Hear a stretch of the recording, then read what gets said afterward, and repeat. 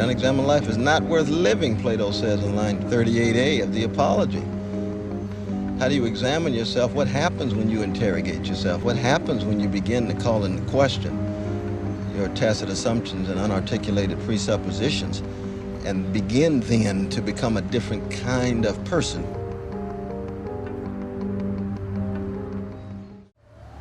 Thank God you don't have to go to school. No, a philosopher's a lover of wisdom. It takes tremendous discipline, takes tremendous courage to think for yourself, to examine yourself. That Socratic imperative of examining yourself requires courage. You know, William Butler Yeats used to say, it takes more courage to examine the dark corners of your own soul than it does for a soldier to fight on the battlefield. Courage to think critically. You can't talk.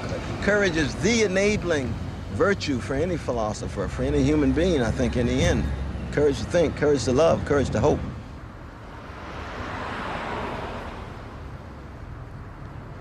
Plato says philosophy is a meditation on and a preparation for death. And by death, what he means is not an event, but a death in life, because there's no rebirth, there's no change, there's no transformation without death. And therefore the question becomes, how do you learn how to die? And of course, Montaigne talks about that, his famous essay, to philosophize is to learn how to die. You can't talk about truth without talking about learning how to die. And I believe that Theodore Adorno is right when he says that the condition of truth is to allow suffering to speak. That gives it an existential emphasis, you see, so that we're really talking about truth as a way of life as opposed to simply truth as a set of propositions that correspond to a set of things in the world.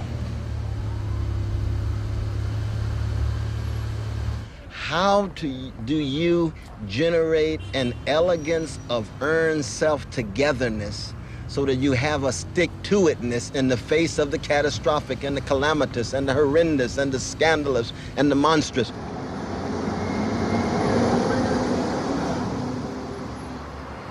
I want to stress as well time as a gift and time as a giver, so that, yes, it's failure, but, you know, how good is the failure? You've done some wonderful things. Now, Beckett could say, you know, try again, fail better, but why call it failure? I mean, why not say you have a sense of gratitude that you're able to do as much as you did?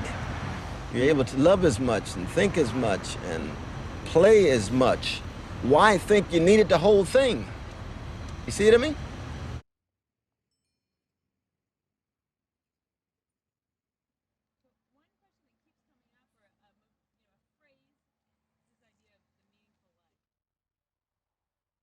Oh, you remember what Beethoven said on his deathbed, you know?